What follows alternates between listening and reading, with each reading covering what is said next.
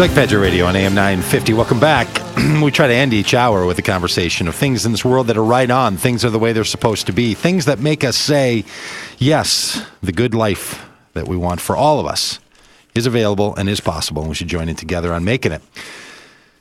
Religious radio, that's not quite right, but some things in this world are just right on. I've been saying since the start of the show, sort of in fun, sort of joking. My wife calls it an irritating thing that I say, Doug Pagitt Radio, on AM 950, broadcasting live in the Twin Cities and at DougPagittRadio.com. Around the world, and I've always added, and maybe even on the space station. Now, where that came from was that I heard that there was a rumor that perhaps on the space station, they had the internet, and it wasn't confirmed one way or the other. People wouldn't talk about it. They wouldn't say. NASA wouldn't confirm it. They wouldn't say whether they did or whether they didn't. I don't know why. But as it turns out, 2 weeks ago, they got the internet on the space station. They had to run one long cable up to that space station. Now, I know somehow they do it through satellites that they're floating around with, right? So they have the internet on the space station. It's true. Not only do they have the internet on the space station, but Captain Jeff Williams, the space station captain, is on Twitter, Astro_Jeff. Now, if you don't know Twitter language, I don't mean to confuse you, but there's a little social network that allows people to connect with each other. Captain Jeff is tweeting from the space station. 2 weeks ago, when he got the internet there on the space station, he could open up his Twitter account. He also went online and sent flowers to his wife from the space station. They're only up there another 40 days. So you can follow this Captain Jeff, Astro_Jeff at Twitter. Here's the big announcement. It's true now. We know that they do have the internet on the space station. I'm going to do what I can to get some kind of Doug Pagitt Radio interaction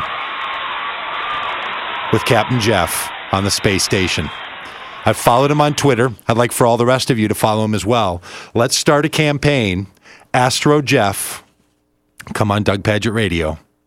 Tweet us. Say hello, Doug Pagitt Radio. Give us anything you got, or if you can, go in the chat room, call in. There's got to be some way that we can get you on here. Maybe you got Skype on your computer up there, Captain Jeff. And I really want someone from the space station. Now, the big news where this sort of, 2 weeks ago they got the internet, they're really upgrading the space station. They've been living in the space station for 10 years. People have been living up there. And today they were supposed to send up Tranquil, this new addition. It's sort of a game room with a bay window that they're adding onto the space station. So they can see 360 degrees around. They can see out all the windows, and they even have a skylight in it. And it's their workout area. And it's also the place they can sit and relax. So as they're working out, running on their treadmills in the space station, they can look out on all of the cosmos. And they can see the Earth much more clearly. And they can also see all around the space station when they're working. They've been using television cameras on the space station to do the work, with their robotic arms that are sticking out there. And now they spend their free time gazing out the small little port windows that they've had looking at Earth. So I find this quite fascinating. Part of the reason why I've been saying, maybe also on the space station, is to remind us that we live in an age in which people live outside of our atmosphere. There's been a question for all of human civilization. Is there life out there, right? You look up at the skies, and people have been saying it since they've been able to form words in whatever language, looking up and saying to each other, is there life out there? And the answer is unequivocally, yes. There is life up there because there's 5 of these guys living in the space station. So even if there isn't anybody else living out there, there's 5 of them, and it's just the first 5. They're sending up a shuttle group of 6, supposed to go up today at 4 in the morning. They postponed it till tomorrow because of weather problems. So they're heading up there, and there's going to be 11 people putting this little addition on the space station. Big funding coming from the U.S. government now, finally, for the space station. And these people are on the internet up there.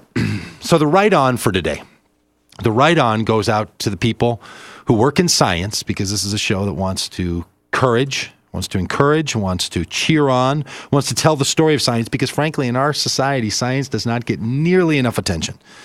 And the battle between religious people and science people really needs to come to an end. It's a difficulty, and it's a struggle, and it's a conflict that really needs that we really need to move beyond. So I want to encourage all the people who work in the space station industry, the people who work in the space industry, the people who develop things for outer space, the notion that we're going to live outside the constraints of this planet, I find to be utterly fascinating, fabulous, and encouraging. Now, I know to most of us, we're going to live all of our lives earthbound, right? To most of us, we're going to be excited about extracting, the minerals from bone marrow as we boil bones at night.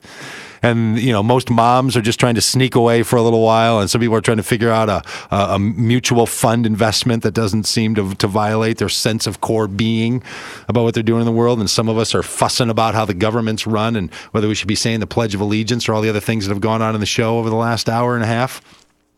But then we should be reminded there's some people that have a vision, not just a global vision, because I think we need to have a global vision. There's no question about it. We're connected to one another around the world. We're part of the same earth. We're part of the same planet. We're part of the same genetic makeup and gene pool. So people on the earth ought to be collaborating, living with each other, and stop destroying each other. There's no question about it. That's the call of religious faith. That's the call of non-religious humanist faith. That's the call of science. No question about it. But then these folks, these science people, Astro Jeff on Twitter, we're going to get on the radio program here. These are people who are saying, and you know what? We're not even limited by the globe.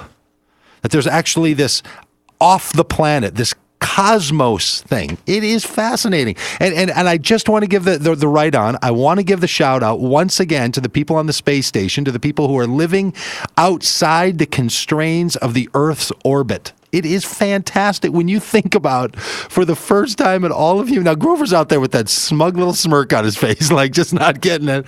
And I know other people are like, oh, there goes Doug again on his little science parade, his little science cheer session. But I'll tell you, when I saw today that they're getting an addition to the space station, that more people are going to be living there, it made me say, right on to the people who had an imagination to not be limited even by the constraints of the earth.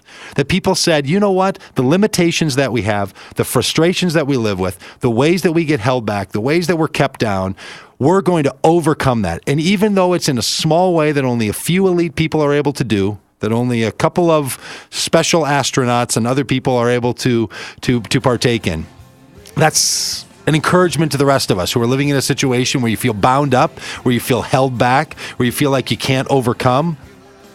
Some people are striving for a human experience that gets beyond the limitations, even of the earth. And they're living there, sending flowers to their wives and chit-chatting with the rest of us. That the boundary between the heavens and the earth are no longer what we thought that they were. The space station and people living on the space station, fantastic.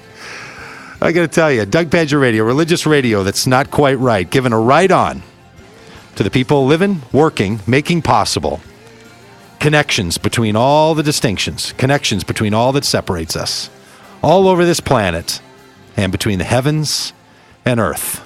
Shout out Captain Jeff. You're welcome on Doug Pagitt Radio anytime you like it. We'd love to have you on. Doug Pagitt Radio, on air in the Twin Cities, around the world, and as we know, maybe even in the space station. Talk with you next week.